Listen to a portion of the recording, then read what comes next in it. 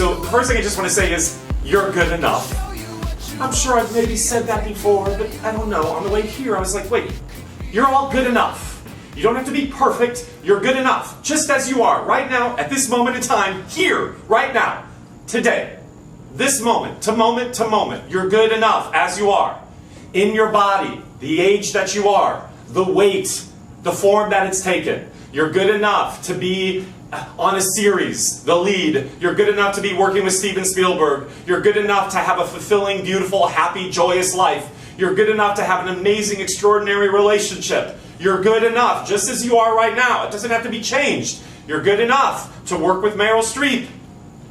You know, when I was walking in New York, because I walk a lot, and I take the subway, although the New Yorkers are like, you take the subway? I was like, yes, of course I'm taking the subway, because I love to watch people, and in my mind, I create all these scenarios about them. And, you know, it's amazing. And so I'm walking down the street thinking, you know, oh my God, who are you? And where do you come from? And oh, she's gorgeous. And look at that style. I mean, these are sometimes I say it out loud. Or he's hot. Or, you know, I'm like, who is she now? She's 70. And look at, like, this is not an easy city to move around in it when you're 70. And who were you when you were 20? And these are the things going on in my mind. And then I thought, well, what's amazing about it is, do any of these people see themselves the way I, a complete stranger, sees them? And I'm not talking about just the pretty people. I'm not having this experience. Of course, there's like supermodels walking down the street, and that's fun. But I'm also talking about people who I see they're challenged, and their life maybe isn't working out how they thought it would work out, and they have things to overcome. And so it gets me to thinking, though, like, how do we wake up in the morning and really reference how extraordinary we are? Not because of the things you do, not because of how you look, or your style, or any of those things, but just really, basically, just being alive. It's really quite extraordinary if you can get your mind around it. It's an extraordinary victory just to be here. To be here, right now, this gift being on this planet. And I thought, you don't wake up in the morning and say, I'm extraordinary, just by being awake for one more day. You're like, oh God, you again? You know what I mean? Whatever. That's what happens.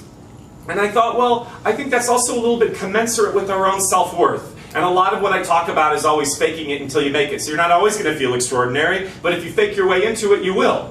And I just want to say, you know, one of my students, I guess in the intensive, I guess I talked a lot about self-worth, or that came out a lot for us. And it was really moving.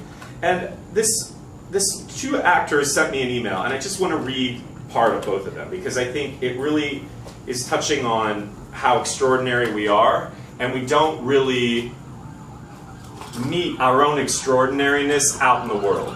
You don't ask for it, you don't demand it, you don't live up to seeing yourself the way other people see you.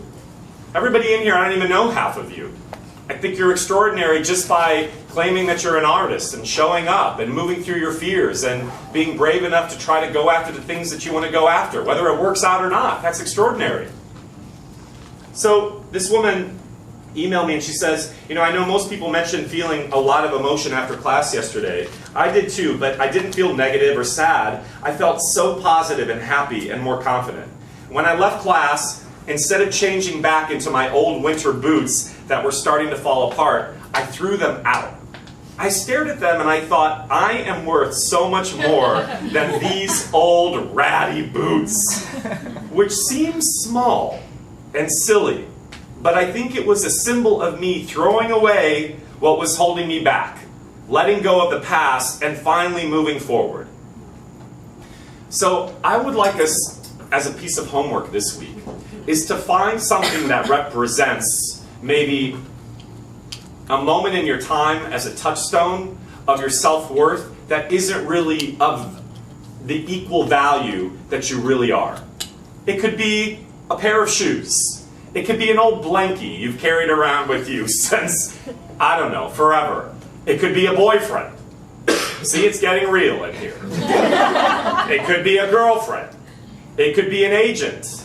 It could be a paradigm of how you see yourself.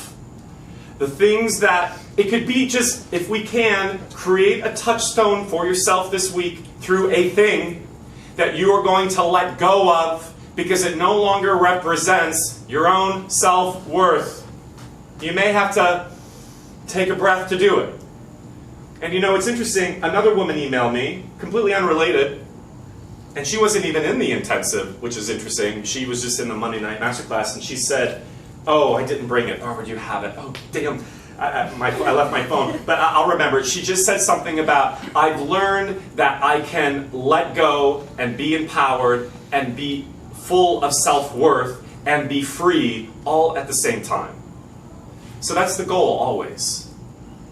So that's all I have to say.